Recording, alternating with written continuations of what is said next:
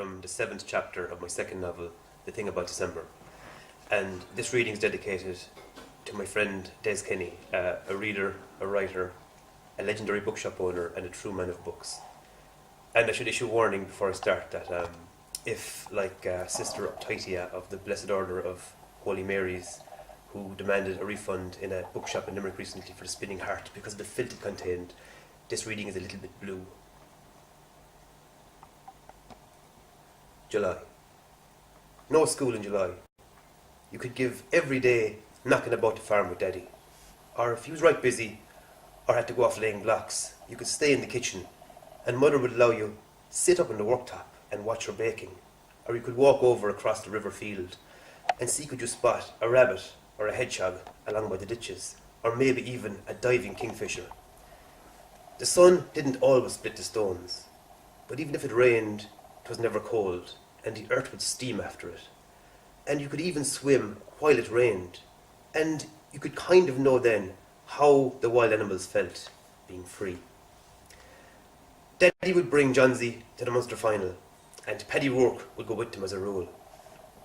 If it was on in Cork, they'd stop at the hotel in Mitchelstown on the way down for their breakfast. They always did a beautiful fry in that hotel. One time, Daddy was going mad looking for more toast, but the waitress must have gone off on her break or something. So Daddy bowled off into the kitchen to make his own toast to hell. And Johnsy was scared in case he got in trouble. And Paddy shook his head and said, "Your Daddy's a madman." And a few minutes later, he came running back out with a big plate of toast and a load more rashers, and the one behind him waving a wooden spoon. Maria, she was awful cross with him, but she was laughing, and Paddy and Johnsy roared laughing too. And there was a few more there in tip jerseys, and they all cheered, and it was a pure howl. The Pecker Dun would always be busking below outside the stadium with a big pile of wild-looking children, and Daddy was mad about him, and he'd always put money in their box and salute the Pecker, and the Pecker would salute him back, and 'twasn't everyone got a salute of the legendary Pecker Dun, and Janzi would be pure proud.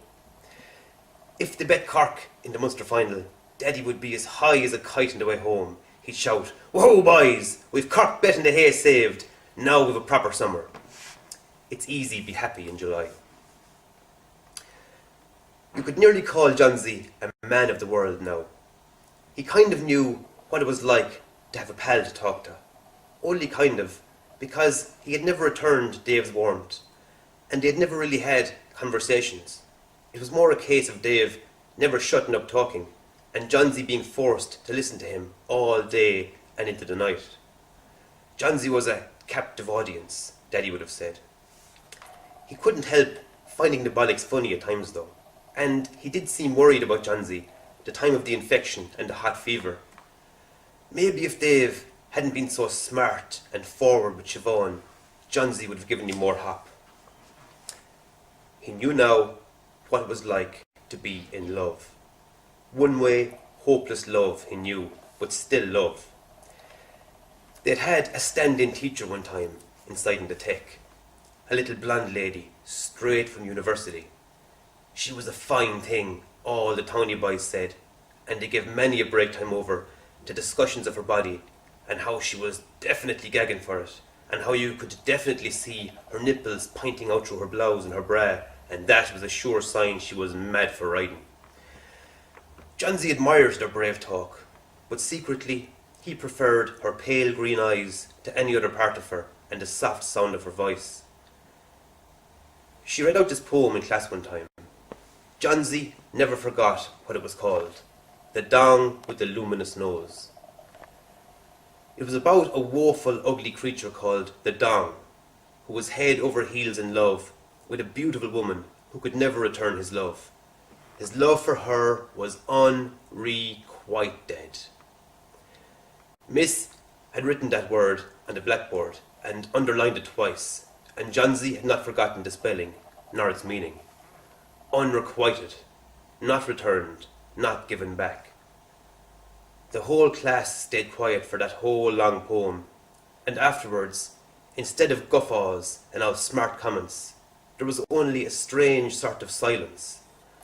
Like some kind of desperate sickness had befallen lads who only a few minutes previously had been full of the joys of spring. He was one of the thickest lads in that class, but even Janzi knew what she was at.